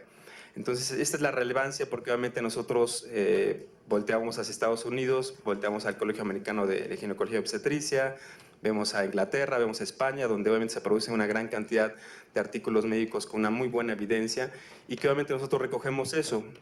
México prácticamente es poco lo que tiene en cuanto a generación de estudios en obstetricia avanzados y nos apoyamos en estos países que obviamente también son punta de lanza en ese sentido. Lo que quiero explayar en este punto en cuanto a las guías de práctica clínica es que nuestro país ya avanzó bastante y que ya las tenemos, que se dio una orden obviamente para que se bajaran a todo el personal y que ha sido muy difícil, pero muy difícil que nosotros, los médicos y enfermeras, nos podamos apegar a estas guías, después de varios años en ese sentido. Entonces, nosotros hemos avanzado en cuanto a este tipo de atención, ¿no? De estar con las famosas escuelas, a tener ya una medicina basada en evidencias, y eso es algo muy enriquecedor. La guía de práctica clínica, por ejemplo, de atención del parto de bajo riesgo, que es del 2014, pues obviamente va muy apegado ya a la norma 007, inclusive aporta ya varios conceptos de lo que es el parto humanizado, sin mencionarlo tal cual, pero que obviamente si no se ejecuta, si no se lee, si no se practica, pues es un muy buen documento nada más, ¿no? A mí me tocó como médico adscrito vivir obviamente la generación de guías, después ya como jefatura a cargo de mis médicos, estar encima de ellos para que obviamente se apegaran a ellas, y que obviamente era muy difícil en ese sentido. Después ya como director del hospital, que hace prácticamente un año lo dejé, pues obviamente el que haya un apego a las guías nos va a disminuir la morbilidad y la mortalidad materno-perinatal. Si los médicos, si las enfermeras, si las parteras no están apegadas a estas guías, entonces la medicina que se está practicando no es una medicina del siglo XXI, esa es la verdad. Estamos teniendo todavía expresiones de así lo aprendí y así lo estoy haciendo y eso es lo mejor, y obviamente la evidencia pues es contundente que no debe ser así. Entonces creo que la presentación ya no funcionó. Entonces, yo voy a continuar con lo que estoy explicando, y que obviamente estas guías en nuestro país, ¿no? Que están bajo el catálogo maestro, ¿no? Ahí vienen las más de 700 guías que tenemos, ya están en todos lados. Están en el portal de CONAMED, están en el portal de la Secretaría de Salud, están en los colegios de pediatría, de anestesiología, de cirugía, y que obviamente ya nos están dando un camino hacia donde obviamente tenemos que irnos. ¿Esto qué tiene que ver? Puesto que obviamente si no ejecutamos bien nuestro trabajo, si no lo hacemos bien, pues obviamente hay una insatisfacción por parte del usuario, por parte de la mamá, por parte de los pacientes. Y esta insatisfacción, por supuesto, que puede llevar o generar hasta una queja, ¿no? Muy grande, que llegue hasta la CONAMED. La CONAMED ha analizado muy bien los casos, ¿no? En los cuales obviamente tiene que intervenir, ¿no? Para que obviamente pueda mediar entre el paciente y obviamente el médico. En el 2012 hay un estudio que realizó la directora de la CONAMED, no recuerdo muy bien su nombre, pero en ese sentido analizó más de 160 casos, ¿no? De quejas, la mayoría del área de obstetricia. De hecho, ginecología y obstetricia es el primer lugar prácticamente en quejas en CONAMED, ¿no? Y su resultado fue que el 55% de estos casos fue por negligencia médica demostrada, 55%. Y esos son los casos que decidieron llevarlo a algo más elevado, hasta obviamente la CONAMED, porque nadie les hacía caso, ni el Comité de Calidad Hospitalario Privado de Gobierno. Y que obviamente esta cifra es impresionante, 55% negligencia médica. Quiere decir, negligencia médica, que no estamos haciendo bien nuestro trabajo. Que obviamente hay mediocridad, ignorancia, ¿no? Y que obviamente ya se tiene el documento, se tiene la evidencia médica de cómo debemos de actuar. Qué lástima que no se puede ver la presentación, porque obviamente ahí les demuestro cómo en dos hospitales de diferente, obviamente, atención, pues coinciden en que no se están apegando a las guías de práctica clínica. Esa es la verdad. Yo les puedo decir que en el hospital donde estuve, que eran más o menos casi 6,000 nacimientos al año, el apego a las guías de práctica clínica estaba como en un 30, en un 40%. Y que obviamente esto está lejos de tener un hospital obviamente de calidad, ¿no? En ese sentido. Y que ahora entendemos por qué hay un 55% de casos de negligencia, ¿no? Que analizaron la CONAMED. Y que por supuesto eso fue en el 2012, pero se han incrementado más los casos en ese sentido también de quejas y de insatisfacción, ¿no? Debo también comentarles, ¿no? Que en el año, bueno, prácticamente anualmente son casi 98,000 muertes que ocurren en Estados Unidos, acorde a la OPS, por errores médicos. Entonces, otra vez, hablo en general, no hablo de obstetricia. Por errores médicos, 98,000 muertes en Estados Unidos es lo que se registra aproximadamente cada año. 98,000 muertes. Quiere decir que ir a un hospital a atenderse por una apendicitis tranquila, ¿no? pues obviamente uno puede terminar en terapia intensiva y morirse, ¿no? Porque le pusieron mal una cánula o calcular mal el medicamento, ¿no? Entonces, esto traspolado a la obstetricia es algo similar. Es decir, si no nos apegamos a las guías de práctica clínica, donde ya nos mencionan las recomendaciones de la OMS, ¿no? Hidratación oral a la mujer que está en trabajo de parto, y no lo estamos haciendo, si estamos canalizando a nuestras mujeres, estamos metiendo oxitocina para forzar el trabajo de parto, romper las membranas para hacerle el trabajo de parto, cortar la vagina para que nazca más rápido, empujar al bebé para que nazca más rápido, pues obviamente no nos estamos apegando a las guías de práctica clínica. Y en la exposición que obviamente yo les traje, que no se ve, en ese punto, en un hospital general del ICEM, es el censo de este mes, del 24 de noviembre, me lo hizo favor de pasar la jefa de ginecología y obstetricia, son 25 pacientes, 23 de obstetricia, 2 de gineco, 9 cesáreas, 7 partos, es decir, más del 50% de índice de cesáreas, ¿no? Que esto tiene una explicación que se los voy a hacer en un momento más. Y obviamente haciendo ya el análisis acorde a las guías de práctica clínica que lo hace la jefatura, y que son pocas las jefaturas que lo están haciendo, 0% de referencias escritas de las guías de práctica clínica. Es decir, en el expediente clínico acorde a la norma 004 no hay apego por evidencia en el expediente clínico. 56% del índice de cesáreas, y obviamente les hago aquí el asterisco de este es un hospital de gobierno, que su índice de cesáreas es de un 27-28%, y que no corresponde que en un día, en un turno, 24 horas, tengan un 56%. La explicación es muy sencilla y que va de la mano con lo que estamos hablando aquí de partería. Solo es un ginecólogo, porque renunciaron 2. Entonces prácticamente su plantilla pues está deshecha, la jefatura está metiéndose a operar, a sacar lo que sea, y que obviamente ahí tenemos también las cifras en cuanto a un porcentaje de incremento de cesáreas, porque para nosotros los ginecólogos es más fácil operar a varias pacientes, quedarnos con las otras en trabajo de parto y ya estar más tranquilos cuando hay falta de personal. Y por supuesto que estas pacientes que operaron, el 80% no tenían una indicación de cesárea a nivel de gobierno. Entonces, si hubiera parteras profesionales, si hubiera obviamente enfermeras perinatales, pues se dedican al embarazo de bajo riesgo, atienden los nacimientos, y el ginecólogo se dedica al embarazo de alto riesgo y tendría que operar a menos pacientes, ¿no? Entonces, el 56% es relativo aquí, pero es un hospital que está teniendo una disminución de su porcentaje de cesáreas. La doctora Alcibar, que es la jefa de ginecología y obstetricia, implementó lo que es el cesaródromo, y donde exhibe prácticamente diariamente a todos los ginecólogos de todos los turnos en unas gráficas mensuales, y pone cesárea justificada, cesárea no justificada. Y por supuesto esto lo inició en julio, yo ya vi su muestra y vi sus resultados. Inició con un 33% de cesáreas, actualmente está en un 27%. Los ginecólogos saltaron, se ofendieron, somos divas a veces, y entonces pues dijeron, yo sí lo operé bien, a ver, tráeme el expediente, lo analizaron, no lo operó bien, no estaba indicado.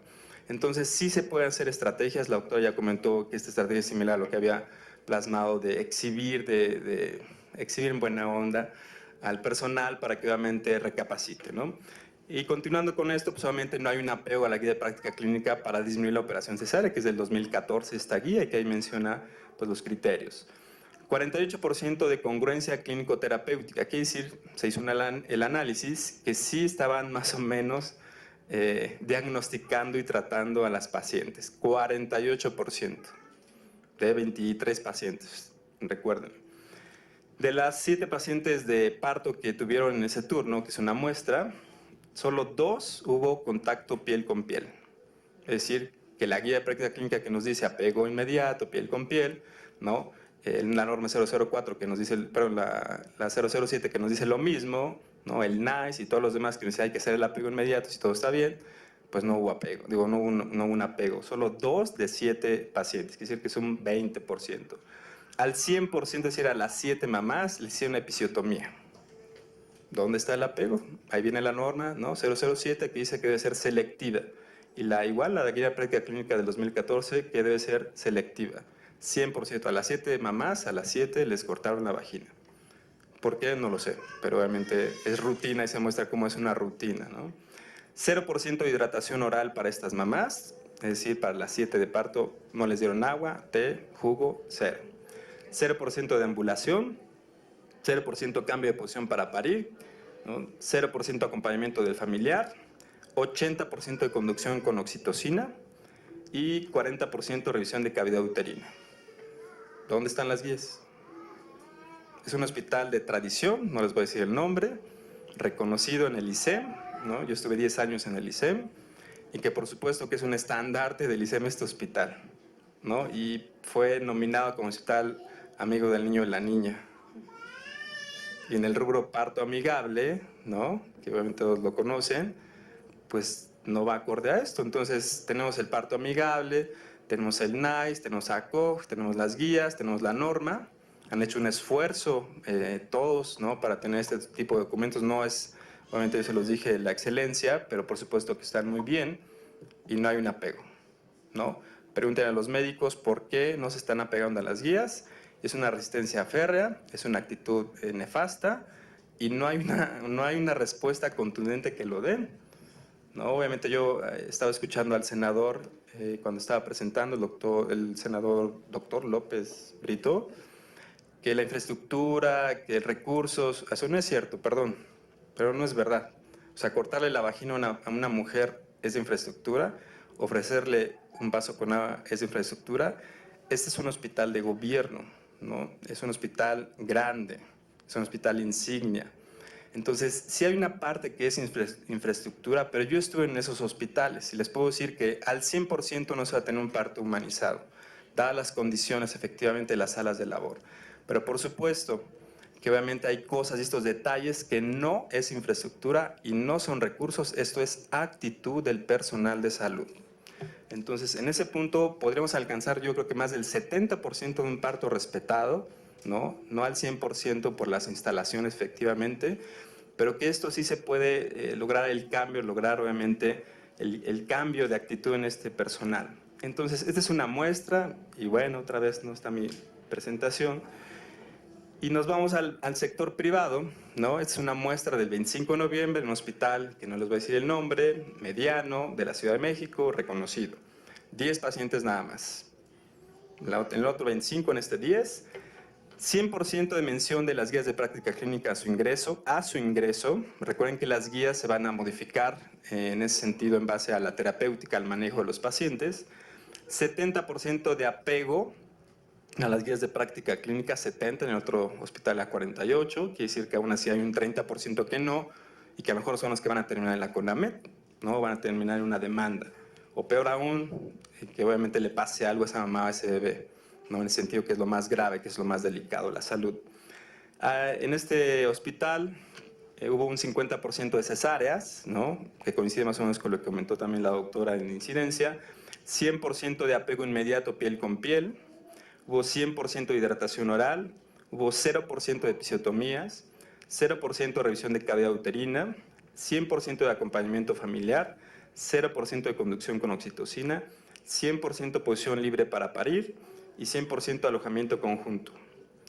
Ustedes van a decir, wow, eso es el sector privado, lo están haciendo muy bien, están apegando más a las guías, aunque no lo estén escribiendo. Pues este hospital es raro, ¿no? Porque obviamente no es el común, ¿no? Como el Grupo Ángeles, como Shalala, bla, bla, bla, de los hospitales privados, ¿no? Que obviamente no ocurre eso. Entonces, lamentablemente, ese hospital está a favor, es un hospital amigable, está a favor del parto humanizado, del parto en agua, pero no es lo común, ¿no? Entonces, lamento decirles que estas cifras, pues, obviamente, son de un hospital particular, pero es de un hospital que favorece el nacimiento humanizado. Tendremos que verlo en hospitales particulares y prácticamente las cifras son tristes en ese sentido, contrarias y parecidas yo creo que también a los hospitales de gobierno en ese punto. Entonces, yo quiero obviamente cerrar mi presentación con las conclusiones. En ese sentido les puedo decir que después de 10 años, después de estar en el sector público, ahora estar, bueno, siempre he estado en el sector privado, pues no existe un adecuado apego a las guías de práctica clínica, esa es la verdad. Se debe sensibilizar y capacitar al personal de salud a su ingreso a toda unidad particular o gobierno de carácter obligatorio.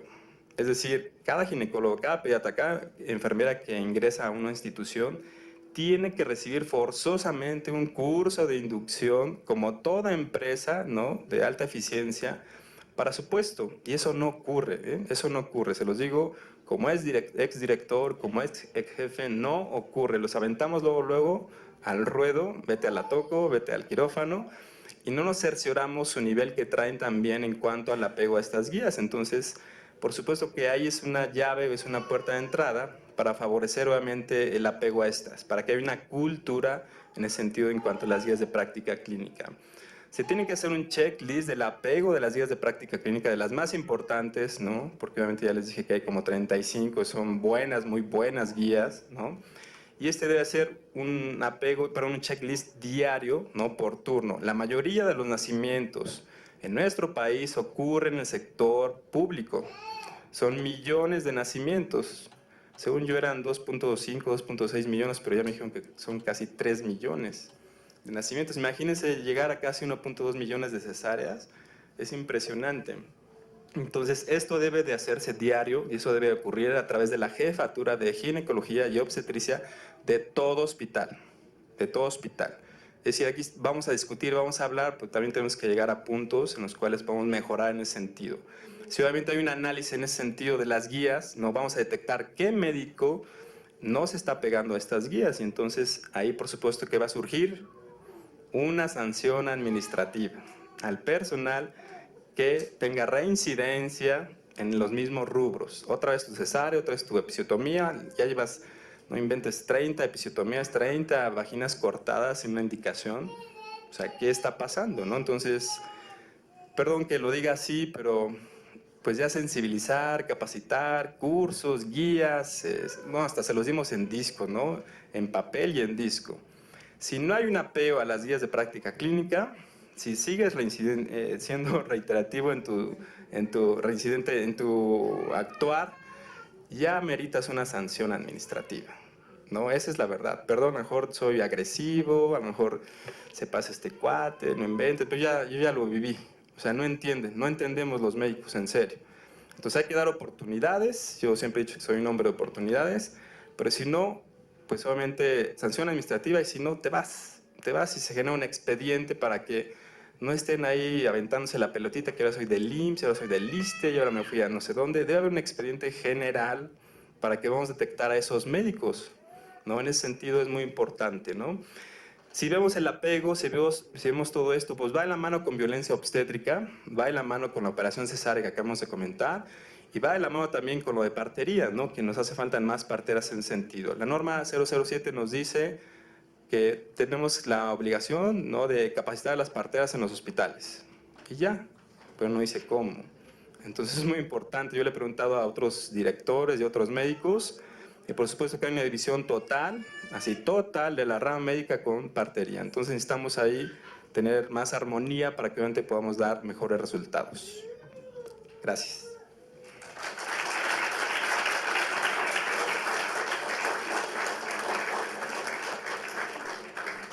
Muchas gracias al doctor Christian Byron. Ya les decía desde un principio que era importante escuchar a quienes están ahí viviendo los problemas y darse cuenta efectivamente que una cosa es lo que se dice y otra cosa es lo que se está viviendo, sobre todo en este tema que al final de cuentas las guías, como usted bien lo dice, pueden ayudar a reducir la morbilidad y mortalidad materna, que son guías que son relativamente fáciles, ¿no?